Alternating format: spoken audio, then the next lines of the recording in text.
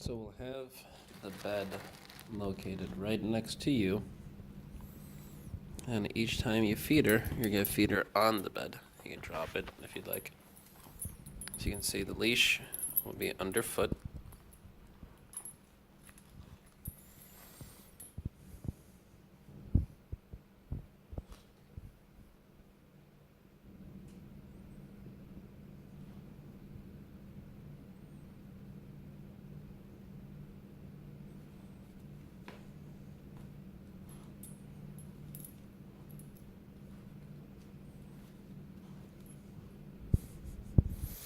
She can figure it out herself, what works, what doesn't work.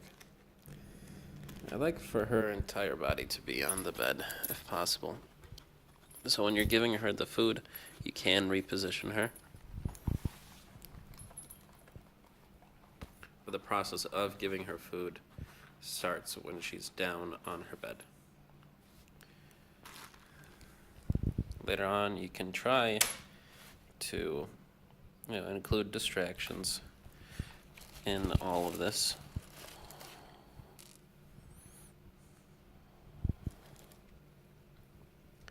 She's developed a pretty good stay, so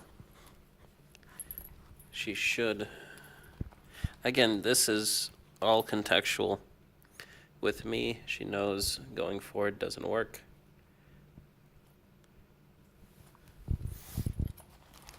But I can't stress enough that it kind of needs to be also reinforced with anybody else here too. Like Fiona being sitting here while you're training her to do this especially. Because it's a very big contextual image for her. It's the same as I mentioned before too with my dog Kit and my mom.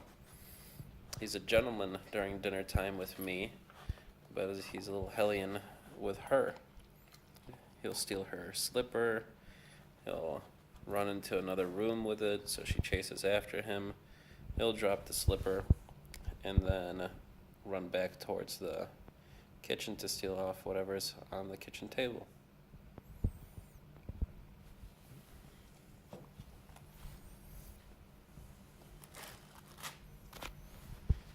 Well, she's really good, but it's just like going to the gym. You need to practice this muscle. And I would be pretty interested to see how she would do with Fiona and a plate of scrambled eggs. Because everything, even smell and time of day, can be very basically contextually charged with acting a certain way. With me being here, it's a completely different story with her and her actions and mine, that she knows what is expected of her and how she's going to earn the treat. She's not at all that tired. As you can see, the moment that I actually start this whole treat process, she like wakes up.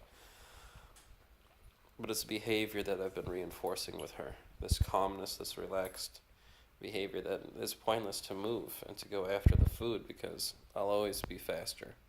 And I've kind of drilled this into her just by letting her have that opportunity to go after it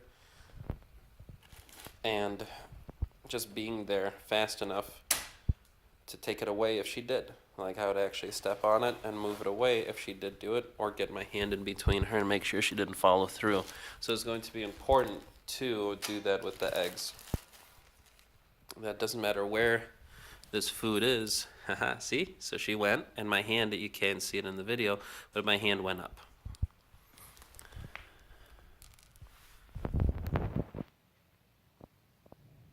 Now I can say a specific word and release her to go after it. But again, we're talking about contextual images. So here in the contextual kitchen with the table and her bed, I don't want her to ever think that there's going to be food anywhere else but her bed. So if Fiona or Jasper ever drop food, then she knows that it's pointless to go after it because Mom is going to be always faster. So She could try out different things, but the only way to get this game to start is if she's on her bed. Now we have done a lot of work, as you saw in the other video, about her just laying down. So that's where there's a little bit of that confusion. But you can redirect her. Bed. So I pointed and I said as well. So you see, like, this is not by accident. At the beginning of her training, there was some, and this is in regards to reinforcement history, there have been rewarded halfway on the bed. So I want her all the way on. Come on. If we only start to reward that, that's the behavior we're going to get. So what we reward is what we get, is basically what I'm trying to get at. A lot of this stuff I'm trying to make a default behavior. Now, as I mentioned, kibble and scrambled eggs are different. Values and everything like that.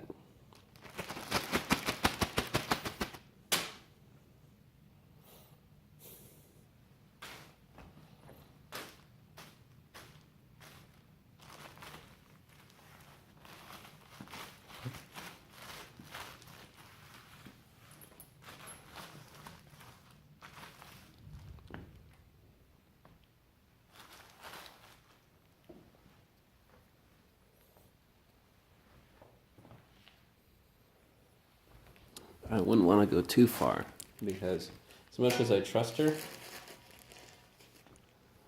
I'm also just a little hesitant since this is still relatively new behavior.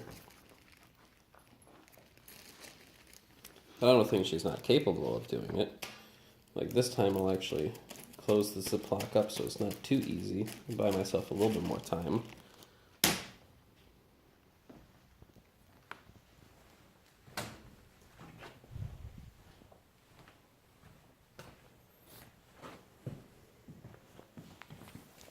You're such a pretty girl. You know you are.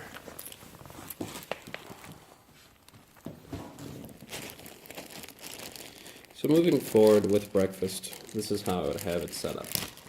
And she's also on your left because Fiona's going to be on your right.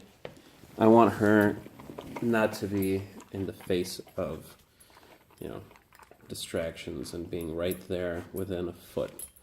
This, if you see her getting off of her bed, you can redirect her, you can stop her. You'll have your foot underneath the leash. This is too much slack with the leash. I'd probably have, just enough so that if she does move, you could always move her back. Free.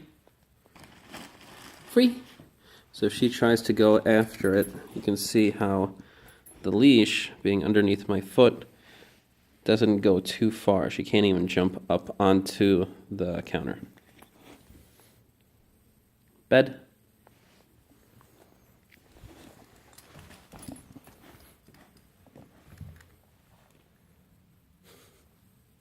Close. All the way. I'm sorry. I might have been stepping on the leash. All right.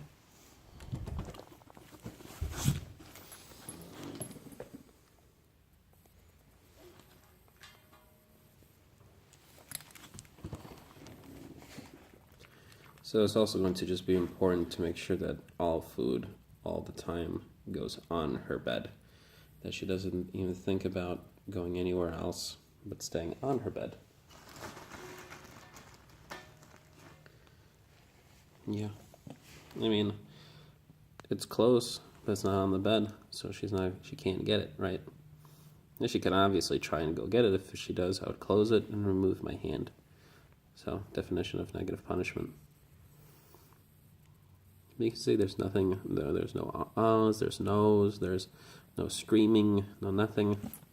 She tries, she can, but she's not going to get it.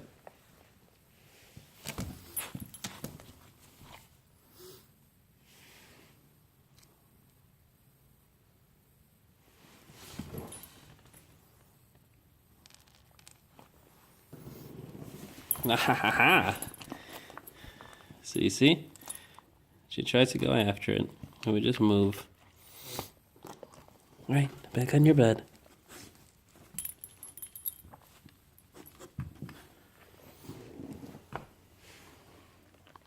Maybe she got one kibble.